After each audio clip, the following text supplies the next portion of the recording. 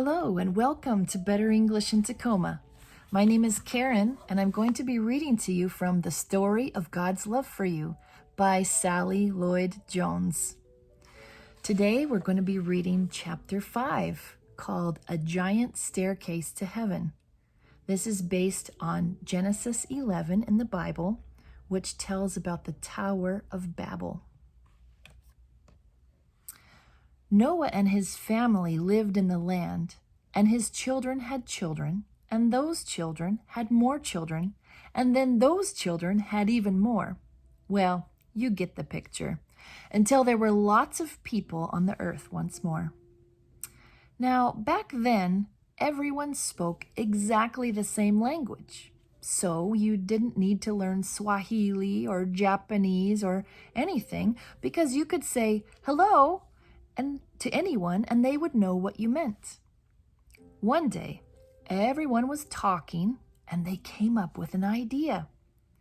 Let's build ourselves a beautiful city to live in.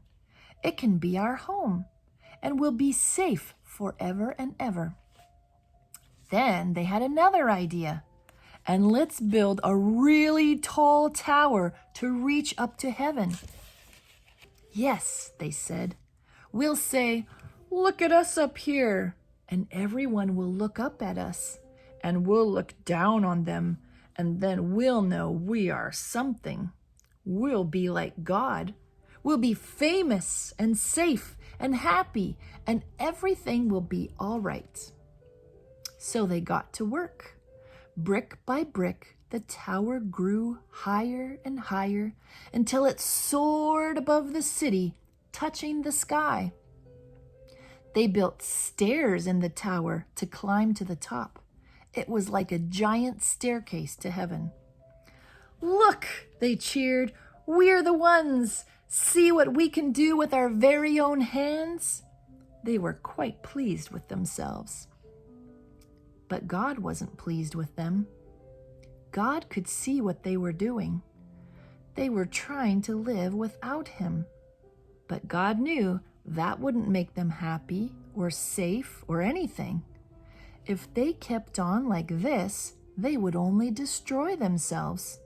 And God loved them too much to let that happen. So He stopped their plans.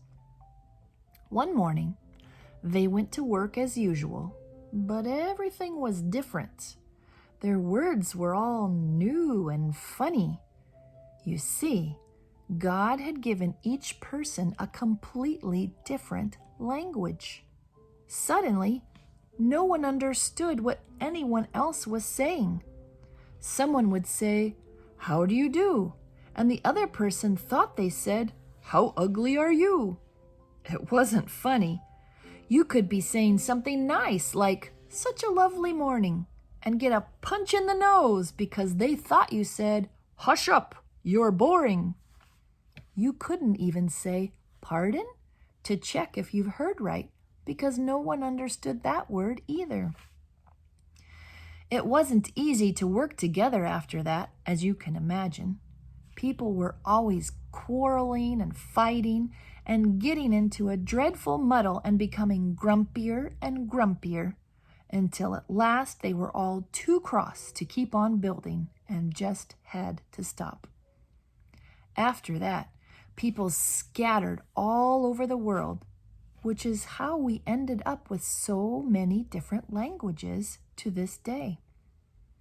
You see, God knew however high they reached, however hard they tried, people could never get back to heaven by themselves. People didn't need a staircase. They needed a rescuer, because the way back to heaven wasn't a staircase, it was a person. People could never reach up to heaven, so heaven would have to come down to them, and one day it would. Thanks for joining us on Better English in Tacoma. Next week we will do Chapter 6, The Son of Laughter.